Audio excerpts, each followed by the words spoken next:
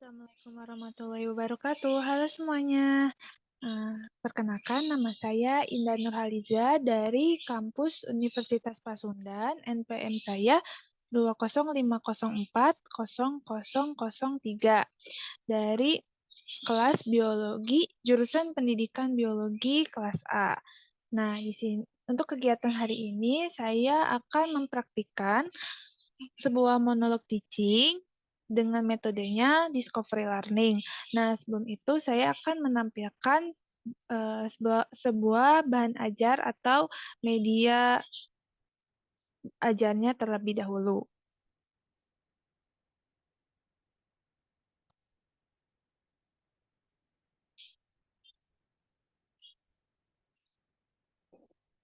Nah, baik anak-anak semuanya, apa kabar? Semoga kalian semua sehat-sehat sehingga kita dapat menyimak sebuah pembelajaran ini meskipun untuk pembelajaran hari ini kita tidak dilakukan secara tatap muka. Nah, sebelum itu kita kan eh, sudah mempelajari sebuah materi yang ada di bab pertama, yaitu ruang lingkup biologi.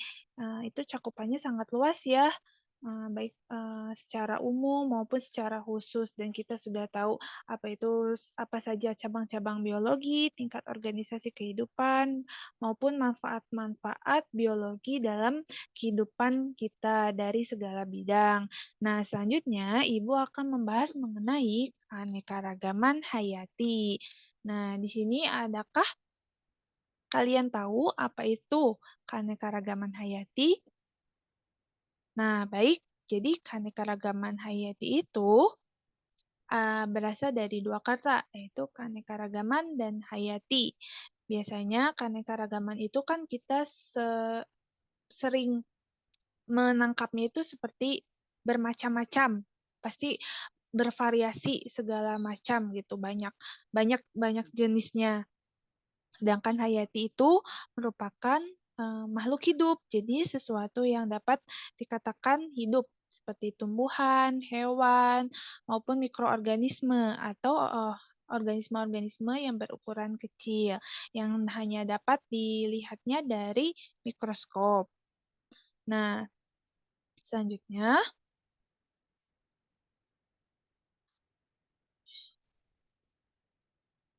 untuk tujuan pembelajaran hari ini itu berupa siswa dapat merumuskan konsep keseragaman dari makhluk hidup. Kedua, siswa dapat membandingkan ciri keanekaragaman hayati pada tingkat gen, jenis, dan ekosistem. Dan yang ketiga, siswa mampu untuk menganalisis pelestarian keanekaragaman hayati di Indonesia. Nah, selanjutnya ini ada gambaran. Nah, tadi kan kalian sudah tahu tuh apa itu arti dari keanekaragaman dan juga arti dari hayati itu sendiri. Nah, di sini Ibu menampilkan sebuah gambar. Di sini gambarnya itu kan sudah kalian lihat banyak sekali macam ya. Ada bunga, ada burung, ada juga jamur-jamuran, serangga, daun-daunan. Nah, ini tuh semuanya dikatakan keanekaragaman hayati karena keanekaragaman hayati itu kan meliputi flora, fauna, dan juga seperti serangga-serangga ataupun jamur-jamur. Nah, itu semua disebut keanekaragaman hayati. Nah, selanjutnya, jadi apa sih itu keanekaragaman hayati itu? Nah, dan nanti Ibu akan menjelaskan tingkatan-tingkatan apa saja yang ada di keanekaragaman hayati. Nah, baik, kita lanjut. Nah, untuk yang pertama ada keanekaragaman tingkat gen. Nah, bisa kalian lihat di sini ya. Jadi, keanekaragaman tingkat gen itu contohnya ada di bunga mawar. Di sini ada tiga bunga mawar. Nah, apa sih yang dapat membedakannya dari bunga mawar satu, bunga mawar 2, dan bunga mawar 3? Nah, jadi mereka ini memiliki perbedaan warna. Nah, perbedaan warna, kemudian tapi, mereka itu masih dalam satu individu yang sama. Lalu ada di sini, seekor ayam. Nah, ini ada 4 ekor ayam. Nah, ini tuh sama saja ya individunya, berupa ayam. Tapi mereka itu ada perbedaannya juga dari, tipe pada jenggernya ini, di bagian kepalanya. Nah, tipe jengger inilah yang membedakan, membedakan ekor ayam yang satu dengan ekor ayam yang lainnya.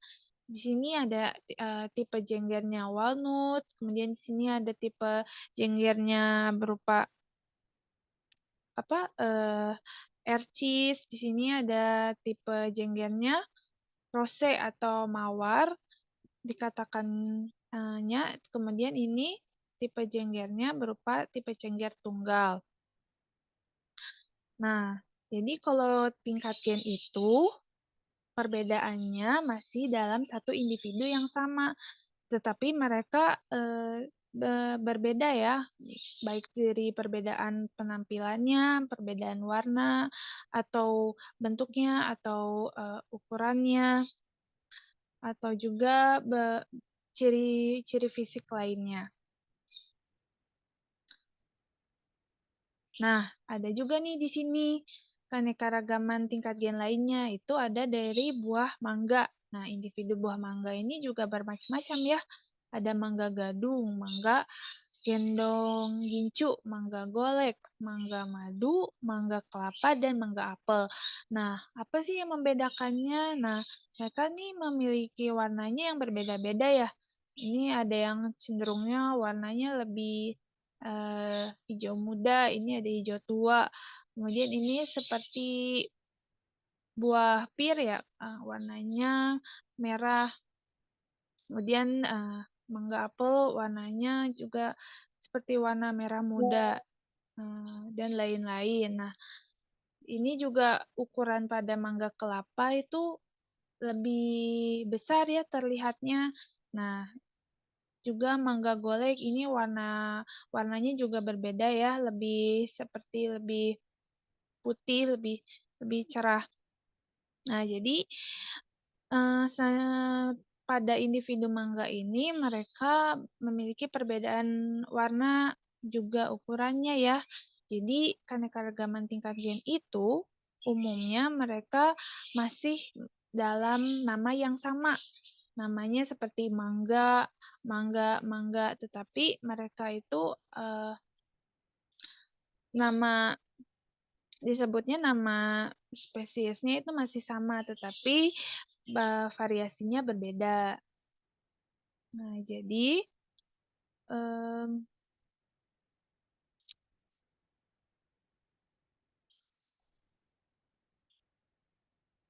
keanekaragaman tingkat gen itu seperti dilihat dari tadi pada warna bunga dan juga pada bentuk pial ayamnya dan juga pada penampilan buah tadi itu disebabkan adanya perbedaan gen yang kita sebut gen. Nah, gen itu yang berada di dalam kromosom tubuh kita yang terdiri atas sepenggal DNA.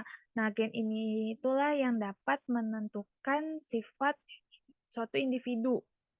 Jadi, gen itu diturunkan dari kedua induk atau orang tua kita kepada keturunannya. Nah, meskipun susunan-susunan gennya itu sama, tetapi yang menyebabkan perbedaan itu tuh adanya kombinasi kombinasi dari susunan-susunan gen dari kedua induk. Nah, yang menyebabkan terbentuknya gen baru. Nah, gen baru itulah yang menyebabkan suatu spesies atau satu individu itu banyak sekali variasi-variasinya. Nah, terbentuknya variasi-variasi ini tuh dapat terjadi secara alami ataupun dapat terjadi secara buatan. Nah, faktor gen ini akan mempengaruhi pada faktor lingkungan atau faktor fenotip. Faktor faktor lingkungan juga ini mempengaruhi pada sifat yang nampaknya. Eee, Disebut juga dengan fenotip. Nah, jadi suatu individu ini juga ditentukan oleh faktor genetiknya. Juga, itu tuh berdasarkan berdasarkan perkawinannya secara alamiah. Nah, kalau secara buatan itu cenderungnya ada bantuan dari tangan manusia gitu. Jadi contohnya itu tadi seperti pada mangga. Nah, mangga itu kan banyak sekali ya variasinya. Nah, itu tuh adanya perkawinan silang yang ada juga dicampur oleh tangan manusia. Nah, jadi disebutnya juga dengan hibridasi. Salah satu contohnya tadi berbagai jenis mangga. Nah, selanjutnya kita lihat. Nah, di sini ada keanekaragaman tingkat jenis. Nah, yang pertama itu ada gambar dari kelompok atau kita sebut keluarga. Keluarga itu kita sudah tahu ya pada urutan takson disebutnya famili. Famili Felidae atau keluarga kucing-kucing. Nah, jadi keluarga kucing itu apa aja sih? Nah, yang termasuk keluarga kucing ada harimau, ada singa, ada macan tutul, dan juga ada kucing. Nah, jadi mereka juga ciri fisiknya sangat terlihat ya, sangat nampak, yang tampak. Nah, seperti pada harimau, mereka itu memiliki tipe lorengnya seperti garis-garis. Kemudian perbedaannya dengan singa, pada harimau itu tidak memiliki rambut pada bagian kepalanya. Lalu di harimau, di singa, maaf, di singa ini dia di daerah kepalanya memiliki rambut. Lalu tetapi mereka itu tidak memiliki tipe loreng di bagian tubuhnya. Kemudian di macan tutul, mereka tubuhnya itu tipe tipe loreng tipe lorengnya itu berupa bintik-bintik gitu ya, totol-totol gitu. Nah, kalau kucing itu ukurannya mereka tuh lebih kecil dibandingkan ketiga jenisnya ini. Nah, sedangkan harimau, singa, dan macan tutul itu sebutnya dengan kucing besar atau kucing yang berukuran besar. Nah, selanjutnya ini ada famili Papilionaceae atau keluarga kacang-kacangan. Nah, ini tuh mereka juga berbeda jenisnya ya, tetapi masih dalam satu keluarga. Contohnya ada kacang kapri, kacang tanah, kacang panjang, kacang kedelai, kacang hijau, dan kacang merah. Nah, kalau kacang kapri bentuknya itu seperti mangkuk ya. Kemudian bijinya juga lebih kecil dibandingkan kacang tanah, kacang merah, kacang hijau, dan kacang kedelai. Lalu kacang tanah itu juga berbeda warnanya, seperti pada warnanya coklat. Kalau kacang panjang, itu kacangnya dia panjang ya ukurannya ini. Lalu kacang kedelai mereka memiliki warna yang berbeda, warna kuning. Kalau kacang hijau berwarna hijau dan kacang merah berwarna merah. Nah, mereka juga memiliki perbedaan bentuk-bentuknya. Selanjutnya ada famili Palmaceae atau keluarga palem. Nah, di sini yang termasuk keluarga palem itu ada kelapa, pinang, lontar, kelapa sawit, aren, dan pinang merah. Nah, mereka ini juga memiliki bentuk buahnya yang berbeda. Kemudian ukuran panjang pokok, ukuran tinggi batangnya itu berbeda-beda ya. Kemudian di kelapa juga di sini ada buahnya di pohon kelapa, buah kelapa. Lalu ukuran atau pada struktur daunnya itu mereka juga berbeda ya pada bentuk daunnya. Nah, ini tuh dikatakan keanekaragaman pada keluarga atau famili Palmaceae. Jadi ada kelapa, pinang, lontar, kelapa sawit, aren, dan pinang merah. Nah, selanjutnya, jadi untuk mengetahui keanekaragaman hayati pada tingkat jenis itu, baik dari tumbuhan maupun hewan. Nah, kalian bisa mengamatinya dari ciri fisiknya, kayak misalkan tadi bentuknya, bentuk daunnya, kemudian bentuk kacangnya, ataupun ukuran tubuhnya. Nah, juga warna dari buahnya, warna dari kacangnya, kemudian kebiasaan hidupnya, dan juga penampilan dan lain-lain. Nah, jadi perbedaan variasi dari famili Felidaceae, kemudian dari famili Papilionaceae dan famili Palmaceae itu sangat terlihat sekali ciri fisiknya. Mereka itu sangat berbeda gitu. Tapi sebenarnya mereka itu masih dalam satu famili yang sama atau satu keluarga yang sama. Nah, selanjutnya, ada keanekaragaman tingkat ekosistem. Ini paling atas ya. Jadi keanekaragaman tingkat ekosistem itu ada komponen biotik dan komponen abiotik. Jadi komponen biotik itu merupakan komponen yang dikatakan makhluk hidup. Jadi komponen makhluk hidup itu seperti bisa kita lihat ada hewan di sini ya. Jadi ada produsen seperti tumbuhan hijau, kemudian ada konsumen. Konsumennya itu tuh ada seperti rusa dan juga burung elang. Mereka itu kan memanfaatkan sumber daya alam ya. Lalu ada pengurai. Pengurainya seperti jamur. Nah, di sini juga ada serangga, bisa kita lihat. Nah, lalu untuk komponen abiotiknya itu berupa komponen atau makhluk tak hidup. Contohnya itu seperti udara. Udara itu contohnya itu oksigen.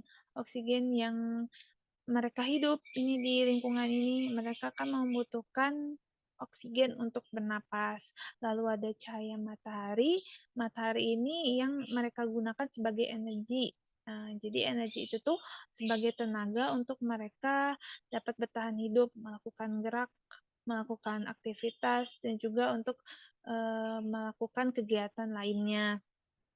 Lalu di sini ada air. Air itu merupakan distribusi nutrisi. Jadi air itu sangat penting ya bagi si komponen biotik ini. Nah, contohnya pada tumbuhan hijau, mereka membutuhkan air untuk tumbuh dan berkembang.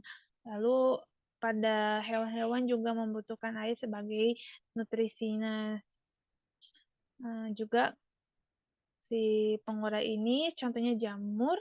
Nah, ketika adanya bangke atau komponen seperti konsumen ini sudah mati, nah akan diurai oleh jamur.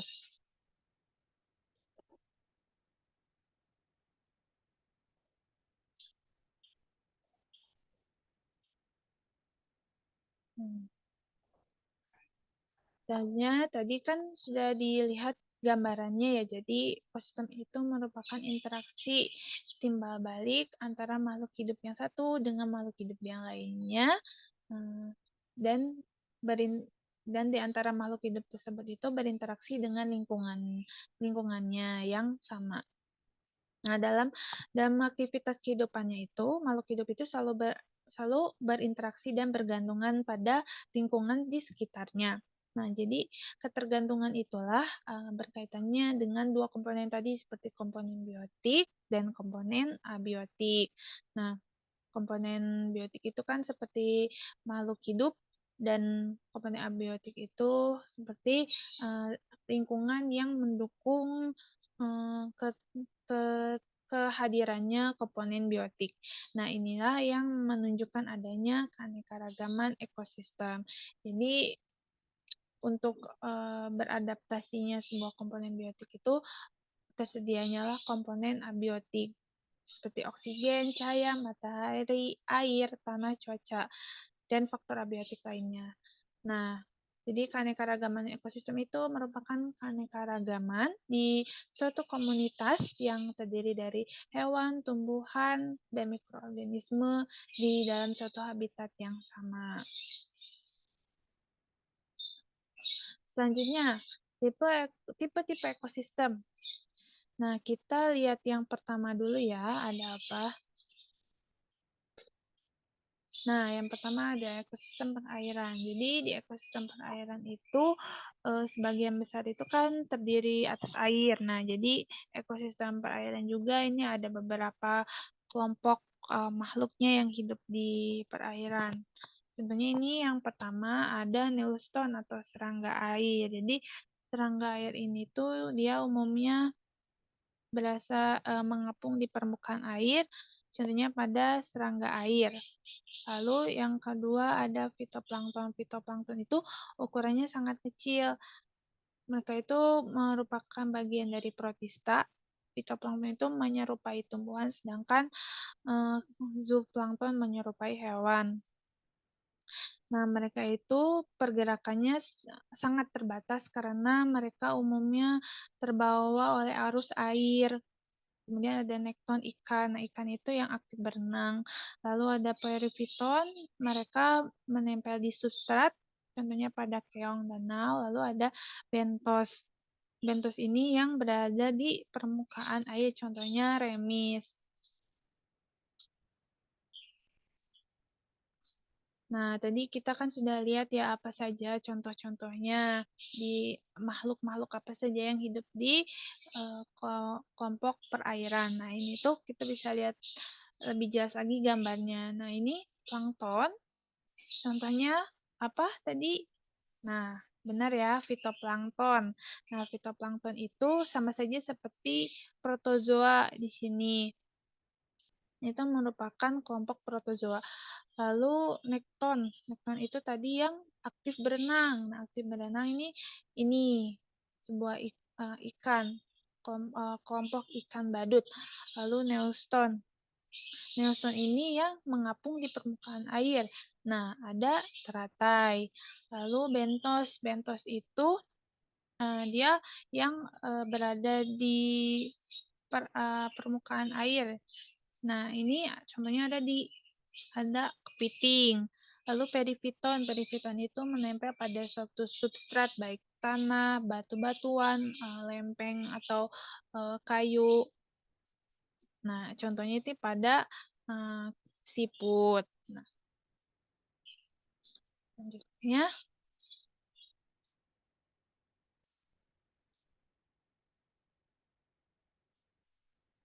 jadi, ekosistem perairan ini juga terbagi dari berdasarkan aliran airnya. Ada yang lotik atau perairan mengalir dan ekosistem perairan lentik atau yang tidak mengalir. Jadi kalau perairan lotik itu, jadi si airnya itu akan terus-menerus mengalir, jadi distribusi nutrisinya lebih merata. Nah, contohnya itu pada sungai dan air terjun. Lalu kalau yang tidak mengalir itu alirannya tidak tidak terus-menerus bergerak seperti di perairan lotik tadi. Juga jadinya distribusi nutrisinya kurang merata. Contohnya ada di danau, rawa, kolam, waduk, dan bendungan juga yang lain-lain. Nah, menurut kadar garam atau salinitasnya, ekosistem perairan itu ada dua. Yang pertama ada ekosistem air tawar. Memiliki cirinya, mereka itu memiliki kadar garamnya yang rendah, bahkan lebih rendah dibandingkan kadar garam di cairan sel yang ada di cairan sel pada makhluk hidup yang hidup di perairan tersebut. Lalu dipengaruhi oleh iklim dan cuaca. Nah, untuk penetrasi atau masuknya cahaya matahari ini tuh dibagi menjadi beberapa zona. Nah, yang pertama ada zona litoral. Nah, zona litoral ini mereka itu sangat banyak cahaya matahari yang terkumpul di sini, sehingga organisme-organisme fotosintetik atau yang membentuk karbohidrat seperti tumbuhan dan juga tumbuhan hijau, pohon-pohonan, semuanya itu hidupnya di zona litoral karena banyak sekali cahaya matahari di sini. Mereka kan membutuhkan energi cahaya matahari untuk memproduksi makanannya karena mereka bersifat autotrof. Lalu zona yang kedua itu atau zona fotik. Zona fotik ini mereka masih bisa ditembus oleh cahaya matahari sampai batasannya yang di garis biru ini. Walaupun hanya beberapa, hanya sedikit sekali yang bisa masuk ke daerah sini. Lalu di zona afotik atau di photozone ini mereka ini sudah tidak dapat lagi ditembus oleh cahaya matahari sehingga yang makhluk yang hidup di daerah sini itu tidak ada lagi seperti pohon-pohonan atau seperti tumbuhan kecil, tumbuhan hijau yang memerlukan cahaya matahari itu tidak ada. Nah, jadi yang hidup di daerah ini tuh seperti hewan atau predator besar seperti ikan hiu atau ikan ikan paus atau hewan buas lainnya.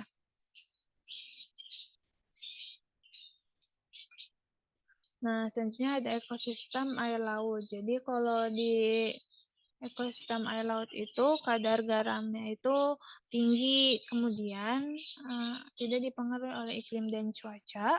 Lalu kalau pada air laut itu mereka itu antar laut tuh biasanya saling berhubungan dan adanya variasi pada perbedaan suhunya. Perbedaan suhu di bagian permukaannya dan di kedalamannya. Kemudian arus air lautnya itu dipengaruhi sama arah angin, kemudian perbedaan massa jenis air, suhu, tekanan air, gaya gravitasi, dan gaya tektonik buatan bumi. Nah, selanjutnya ada ekosistem darat. Nah, ekosistem darat itu lingkungan fisiknya berupa daratan. Jadi, ekosistem darat itu meliputi area yang sangat luas. Ekosistem darat itu kan ciri fisiknya daratan. Jadi, area yang sangat luas itu ekosistem darat yang meliputi area yang sangat luas disebut juga dengan bioma.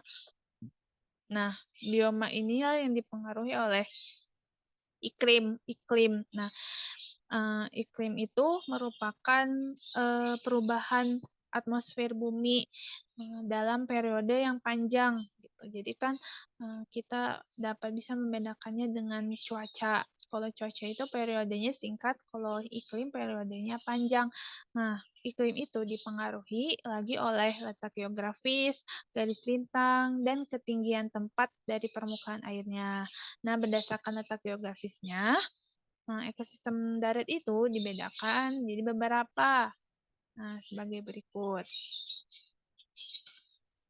Nah, yang pertama ini ada hutan hujan tropis. Nah, di sini tuh cenderungnya mereka curah hujannya sangat tinggi ya. Makanya ini tuh paling tinggi curah hujannya karena kan namanya saja sudah hutan hujan tropis. Nah, juga suhunya ini rendah. Suhunya ini kan sekitar 20 derajat Celcius sampai 30 derajat Celcius. Lalu pohon-pohonnya itu besar dengan tutupan daunnya yang lebar. Ini berupa kanopi-kanopinya yang dapat melindungi hewan-hewan dan tumbuhan yang ada di bawahnya. Lalu ada tumbuhan khasnya itu seperti liana dan anggrek. Nah, mereka itu kan membutuhkan cahaya matahari, sedangkan di cahaya matahari di hutan hujan tropis ini sangat baik. Kemudian hewan khasnya itu ada orangutan, simpanse, dan jaguar. Kemudian yang selanjutnya ada hutan Maranggas. Nah, hutan Maranggas itu memiliki 4 musim, yaitu musim dingin, musim musim panas, musim semi, dan musim gugur. Tapi musim gugurnya ini periode waktunya sangat lama ya dibandingkan ketiga musim tersebut. Nah, kemudian biasanya pohon-pohon tumbuhannya ini tuh mereka menggugurkan daunnya ketika musim gugur telah tiba karena untuk mengurangi penguapan agar mereka tidak cepat mati. Nah, jadi daunnya itu digugurkan. Jadi kan contohnya itu pada pohon jati, pohon maple, dan juga pohon sakura. Kemudian kalau untuk hewannya, hewannya itu mereka umumnya melakukan hibernasi. Jadi mereka mengurangi aktivitasnya itu, uh, mengurangi aktivitas kegiatannya itu pada saat musim dingin telah tiba. Jadi mereka itu seperti berdiam di tempat yang tertutup atau melindungi tubuhnya dengan lapisan lemaknya yang tebal, kulitnya yang tebal itu. Jadi mereka akan tidur dengan waktu yang sangat panjang. Kemudian contoh hewannya itu seperti beruang. Beruang ini contohnya hewan yang hibernasi, lalu rusa, tupai. Nah, dan juga curah hujannya itu merata sepanjang tahunnya. Suhunya juga ini kisarannya rendah ya, lebih rendah dari hutan hujan tropis, sekitar -2 derajat Celcius sampai 18 derajat Celcius. Nah, lalu di sini ada sabana. Nah, sabana itu merupakan um, area padang rumput, tetapi hamparan padang rumput yang luas, tetapi mereka itu diselingi oleh beberapa pohon. Jadi sabana itu ada sabana murni dan ada sabana campuran. Kalau sabana murni itu hanya terdiri dari satu jenis pohon saja. Kalau pada bioma sabana campuran itu terdiri dari beberapa jenis pohon. Nah, contohnya itu tumbuhan khasnya ada rumput, akasia, dan palem. Kemudian suhunya itu cenderung hangat sepanjang tahun kalau di sabana ini. Lalu hewan khasnya itu ada jerapah, ada gajah, ada singa, dan juga zebra. Mereka kan umumnya herbivora gitu, jadi bisa makan rumput-rumputan. Nah, kalau curah hujannya itu lebih rendah dibandingkan hutan hujan tropis. Nah, selanjutnya ada bioma taiga. Nah, kalau taiga ini dia memiliki pohon-pohonnya itu biasanya berbentuk jarum, daunnya itu berbentuk jarum. Contohnya itu pada pohon konifer. Pohon konifer itu contohnya pohon cemara dan juga pohon pinus. Nah, mereka juga ini mengalami 4 musim. Ada musim semi, musim panas, musim dingin, dan musim gugur. Tapi musim gugur dan musim seminya itu sebentar, jadi hanya musim panas dan musim dingin saja yang periodenya panjang. Lalu curah hujannya ini lebih rendah dibandingkan pada di sabana. Jadi jarang hujan terjadi di sini. Lalu hewan khasnya itu di sini ada beruang, rubah, dan serigala. Mereka tahan terhadap suhu yang dingin atau suhu rendah. Juga tumbuhan khasnya itu ada tadi cemara, pinus, dan spruce. Nah, biasanya si kayu pada pohon-pohonnya tersebut tuh dimanfaatkan sebagai bahan baku kertas. Nah, selanjutnya ini ada padang rumput atau stepa. Nah, jadi kan mereka dominan vegetasinya berupa rumput-rumputan ya, sangat luas sekali hamparannya gitu. Kemudian hewan-hewannya itu kan pastinya mereka herbivora. Contohnya pada zebra, rusa, kijang, eh, dan juga lain-lain gitu. Jadi mereka sangat dapat beradaptasi untuk eh, tinggal di habitat ini. Kemudian di sini ada tundra. Tundra itu suhunya lebih dingin dibandingkan taiga tadi. Dan contohnya itu seperti serigala, kemudian rubah kutub. Nah, kalau pada tumbuhannya itu masih tumbuhan tingkat rendah. Tumbuhannya itu seperti lumut, tumbuhan paku, kemudian adanya jamur-jamur, lichen. Nah, itu tumbuhan yang masih belum terstruktur bagian-bagian tubuhnya. Lalu di sini ada padang pasir, atau sebutnya juga gurun. Nah, di sini tuh suhunya pasti sudah sangat panas, suhunya sangat ekstrim, sangat tinggi sekali. Jadi hanya beberapa beberapa saja yang dapat tinggal di sini, tumbuhan maupun hewannya. Nah, kelembabannya juga di sini sangat rendah dan air itu tidak terserap oleh tanah karena jarang ada air gitu. Lalu kaktus juga ini mereka memiliki daunnya yang berduri, itu kan untuk mengurangi penguapan juga agar mereka dapat beradaptasi. Lalu unta ini tuh mereka juga memiliki cara adaptasi yang unik. Jadi mereka memiliki punuk. Punuknya ini berisi jaringan lemak atau lemak-lemaknya ini yang akan mereka gunakan ketika mereka telah kehabisan makanan atau minumannya. Jadi dia gunakan dari punuknya itu. Kemudian ada kakinya yang panjang, mereka sehingga dapat bertahan untuk berjalan dengan jarak yang jauh. Lalu alas kakinya itu memiliki bantalan kulitnya yang tebal, jadi mereka itu tahan terhadap pasirnya yang panas. Nah, juga si unta ini mereka itu memiliki giginya itu dapat mengunyah duri, sehingga mereka juga dapat untuk mengonsumsi pada pohon kaktus ini. Jadi mereka baik pohon kaktus dan juga unta ini sangat bisa beradaptasi di daerah gurun pasir.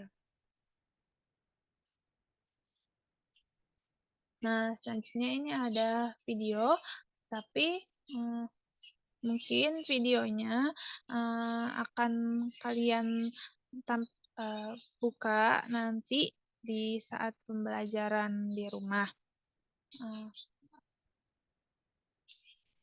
Nanti Ibu akan memberikan berupa media ajarnya di grup kelas. Nah, selanjutnya ada study of case atau kasus. Jadi, telah ditemukan sebuah spesies terbaru dalam kelompok atau famili Orchidaceae atau kelompok anggrek. Nah, itu mereka memiliki telah ditemukan jenis anggrek yang terbaru dengan bentuknya yang unik ya. Jadi berbeda dengan bunga anggrek yang telah biasa kita temukan. Nah, seperti spiral, kemudian si mahkota kelopak daunnya ini juga sangat berbeda ya, unik bentuknya itu seperti cangkir gelas. Nah, untuk tugasnya mungkin nanti kalian akan mencari sebuah artikel berupa spesies terbaru baik dari kelompok hewan ataupun tumbuhan dalam artikel internasional. Kemudian nanti akan kita pelajari bersama-sama apa saja yang telah ditemukan oleh penemu atau penelitian yang ada di artikel tersebut. Nanti kita akan pelajari bersama-sama. Nah, selanjutnya ada pelestarian. Nah, karena kita kan sudah ketahui ya bahwa di Indonesia itu sangat rentan sekali ancaman ancaman fauna floranya yang hampir punah. Nah, sebelum itu mungkin berarti kita akan melihat dulu videonya terlebih dahulu ya.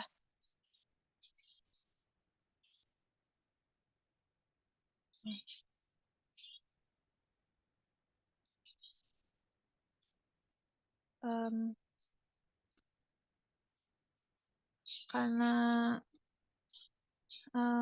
jadi pelestarian in situ itu jadi upaya pelestarian sumber daya alam. Jadi mereka itu melestarikan sumber daya alam hayatnya itu di tempat aslinya.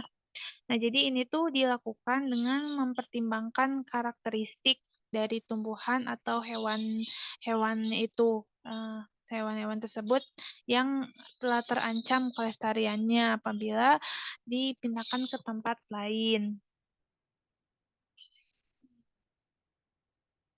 Nah, contohnya ini pada Taman Nasional Ujung Kulon. Mereka melestarikan pada badak bercula satu. Nah, ini kan culanya ini tuh dimanfaatkan oleh warga-warga sekitar karena kan dipercayai ampuh sebagai obat yang manjur gitu. Padahal mereka itu eh, jumlahnya sudah sangat terbatas. Kemudian yang kedua ada pelestarian secara ex situ. Jadi ya, pelestarian ex situ itu dilakukan dengan memindahkan hewan atau tumbuhannya ke tempat yang lebih cocok bagi perkembangan kehidupannya. Nah, ini contohnya ada di kebun binatang Ragunan. Ini mereka berarti bukan di tempat aslinya ya. Seperti di kebun binatang ini ada di sini ada hewan flamingo, kemudian di sini ada jerapah. Jadi mereka tuh tidak seperti tadi badak tadi itu. Mereka mah dipindahkan ke tempat yang lebih cocok untuk mereka. Nah, baik untuk kesimpulan dari akhir pembelajaran kita hari ini itu jadi keanekaragaman hayati itu merupakan keanekaragaman makhluk hidup yang menunjukkan seluruh variasi gen, spesies dan juga ekosistem yang ada di suatu tempat. Nah, jadi keanekaragaman hayati itu dipengaruhi oleh dua faktor tadi, yaitu faktor internal dan faktor eksternal. Nah, faktor internal itu faktor genetik yang bersifat relatif stabil atau konstan pengaruhnya terhadap morfologi atau sifat yang nampak pada suatu organisme. Sementara faktor eksternalnya seperti lingkungan yang relatif labil atau berubah-ubah pengaruhnya itu terhadap morfologi atau sifat yang nampak juga terhadap suatu organisme. Nah, baik untuk hari ini, kegiatan hari ini dicukupkan saja pembelajarannya. Semoga kalian tidak henti-hentinya untuk mencari ilmu karena ilmu itu sangat luas sekali. Untuk kalian temukan itu bisa kalian temukan di mana saja ilmu itu dan jangan jangan mudah menyerah untuk mencapai sesuatu, maka dari itu teruslah gapai ilmu. Nah, baik, sekian saja untuk pembelajaran yang Ibu sampaikan. Wassalamualaikum warahmatullahi wabarakatuh.